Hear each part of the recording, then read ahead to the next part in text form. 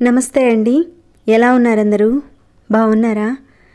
ఈ రోజున ఒక అద్భుతమైన పరిహారాన్ని మీ ముందుకు తీసుకొచ్చాను.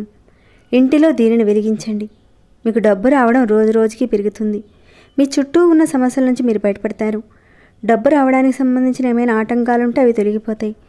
ఇంకా మీరు అనుకున్న పనులు కరెక్ట్గా టైంకి పూర్తయిపోతాయి.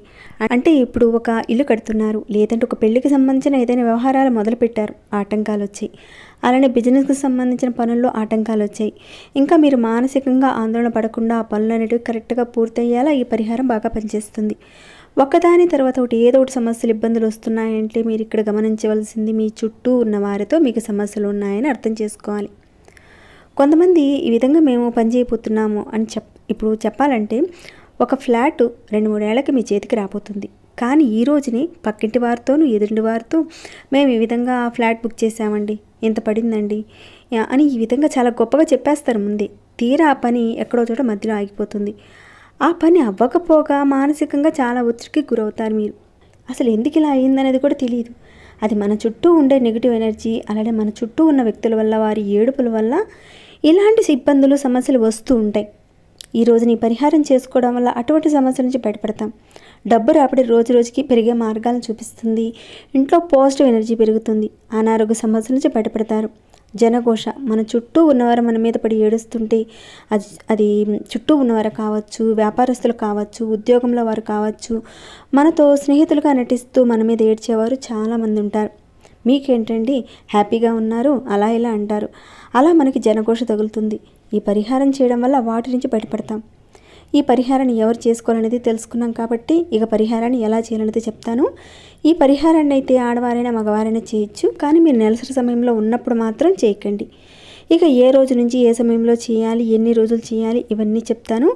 అలానే అనేక రకాలైన సమస్యల గురించి, ఇబ్బందుల గురించి చాలా పరిహారాలు చెప్పాను. ఎవరైతే మీకున్న సమస్యలు, ఇబ్బందులతో బాధపడుతున్నారో మన ఛానల్లో చాలా పరిహారాలు ఉన్నాయండి.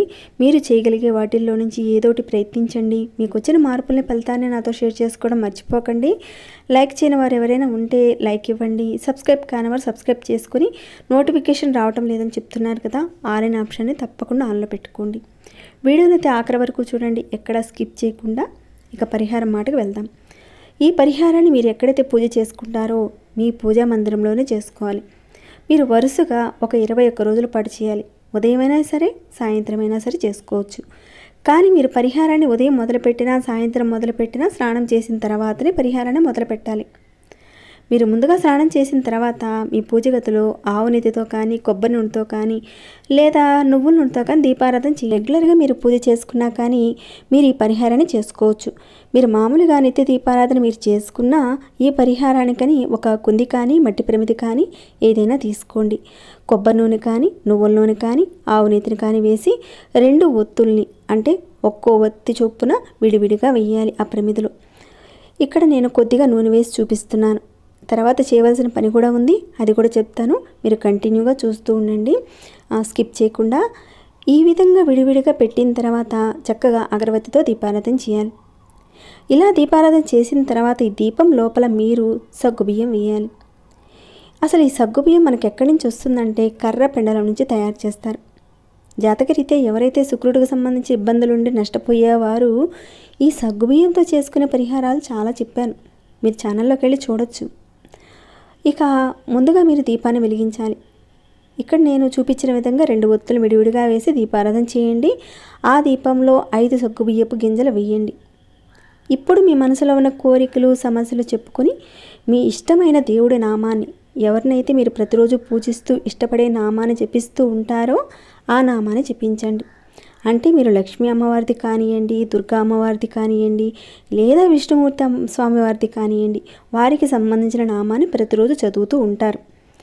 మీరు ఇష్టపడే ఆ దేవుడి యొక్క నామాన్ని చదవండి. అగరబత్తి వెలిగించి ధూపాన్ని ఈ విధంగా చూపించండి. అంటే ఎవరినైతే మీరు పూజిస్తున్నారో వారికి ధూపాన్ని చూపించాలి. తర్వాత ఇంట్లో ఎన్ని గదులు ఉన్నాయో అన్ని గదులకు తీసుకువెళ్ళి ఈ సాంబ్రాణి ధూపాన్ని చూపించాలి.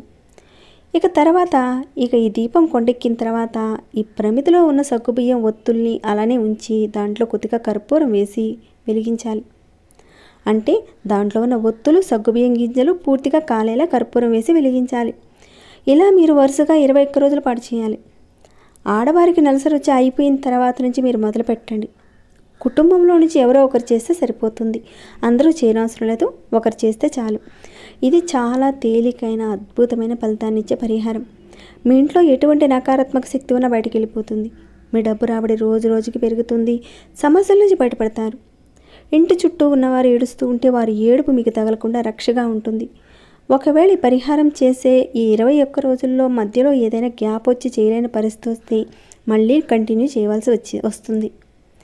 ఈ పరిహారం చేస్తూనే వేరే పరిహారాలు కూడా చేసుకోవచ్చు. నిత్య పూజ చేసుకునే సమయంలోనే మీరు ఈ పరిహారం చేయొచ్చు. కానీ మీరు దీపారాధనకు మాత్రం ఆవు నెయ్యి లేదా కొబ్బరి నూనె లేదా నువ్వుల నూనె మాత్రమే వాడాలి.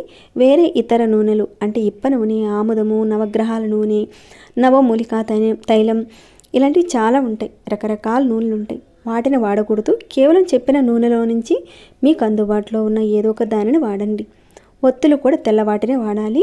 ప్రతిరోజు మీరు సాంబ్రాణి ధూపాన్ని ఇస్తూ ఉండండి. ఇప్పుడు వెలిగించారు కదండి, ఈ ధూప్ స్టిక్ని ఇదంతా ఇల్లంతా కూడా చూపిస్తూ ఉండాలి. ఉదయమైనా చేయొచ్చు, సాయంత్రమైనా చేయొచ్చు. పరిపూర్ణంగా విశ్వాసంతో, నమ్మకంతో చేయండి. విశ్వాసం లేనప్పుడు ఎలాంటి ఫలితాలు ఉండవు. అలానే ఇంట్లో చేసుకునే వాటిని చెప్తున్నానండి. ఇక్కడ కూడా ఎలాంటి సైడ్ ఎఫెక్ట్ లేని పరిహారమే ఇది కూడా. ప్రతి పరిహారం కూడా సైడ్ ఎఫెక్ట్ లేని పరిహారాలే చెప్తూ వస్తున్నాను మన ఛానల్లో.